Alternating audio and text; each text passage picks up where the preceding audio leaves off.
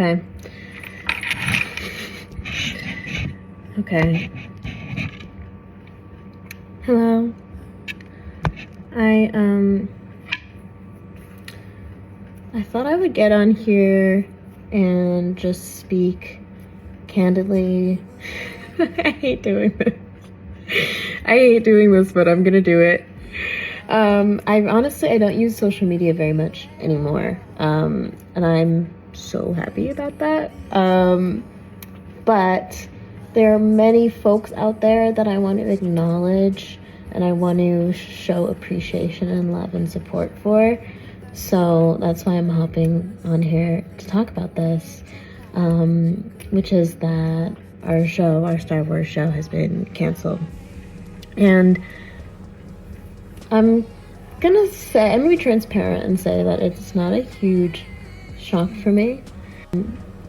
Of course, I live in the bubble of my own reality, but for those who aren't aware, there has been a rampage of vitriol that we have faced since the show was even announced, when it was still just a concept, when no one had even seen it. And that's when we started experiencing a rampage of, I would say, hyper-conservative bigotry and vitriol, prejudice, hatred, and hateful language towards us. And this really affected me when I first got the job, because it's just not something, even though I anticipated it happening, it's not something you can fully understand what it feels like until it's happening to you. However, I feel like I've kind of moved through those feelings in various ways, including being vocal about it myself. For me, it just became a situation where there was no option but for me to honor my sense of ethics and my belief system and my value system while being in this very unique position. It was kind of like I had this very unique experience of experiencing the world at large, which is, of course, hyper divisive right now, through the lens of this very, very unique opportunity of being in Star Wars. And it brought up a lot for me, socio-political dynamics, a lot about my own value system, how I respond to that kind of hatred, how I move through the world at large. And it just became inarguable for me at a certain point that in order to continue to be myself, I would have to honor my value system by being vocal, even within the context of working for Disney and working within the large, massive IP that is Star Wars. On that topic, I just have to say it has been an incredible honor and dream for me to be in this universe.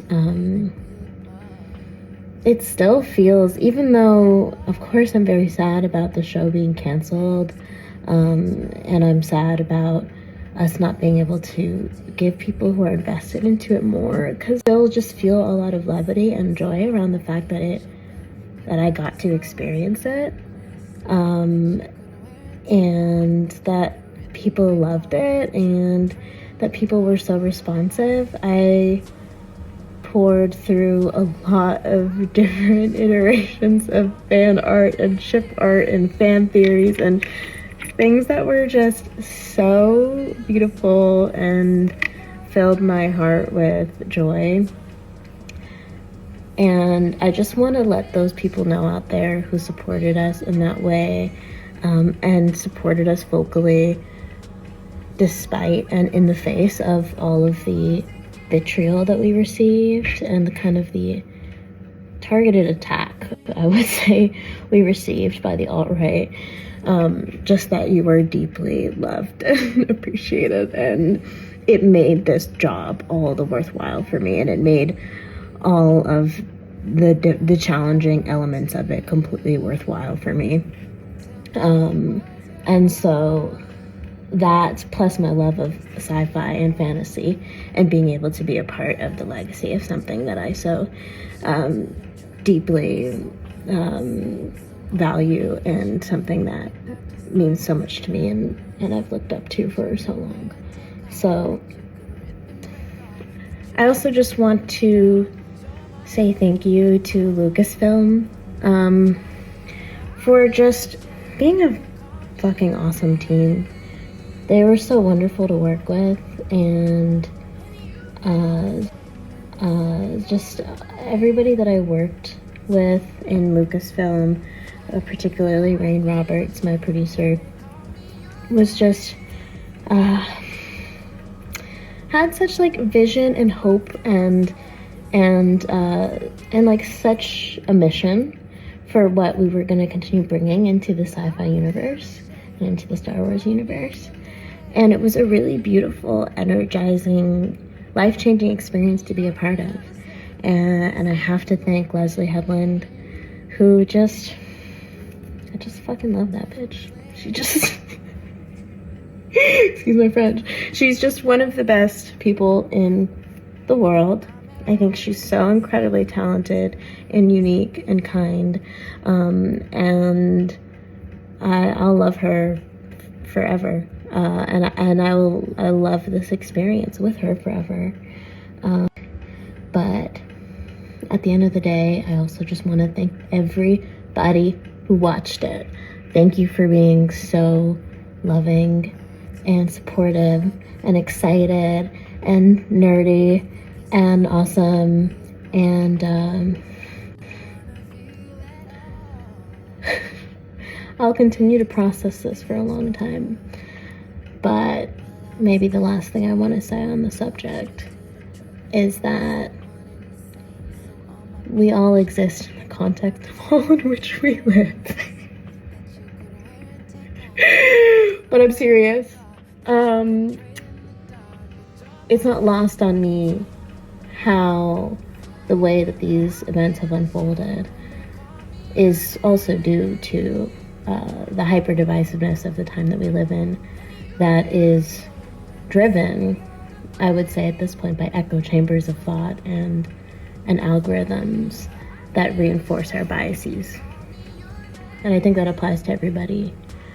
But I think that in a particular sect of people, it manifests as a lot of fear for what is changing, and a lot of hatred for anything that is other. And I would challenge us all, and challenge myself, to continue questioning what it is that I digest, and think critically about what shapes it. And let's vote, y'all. Let's vote. Let's vote. I think that's all I have to say. Well, this is 10 minutes long. We'll see if I post this. Bye.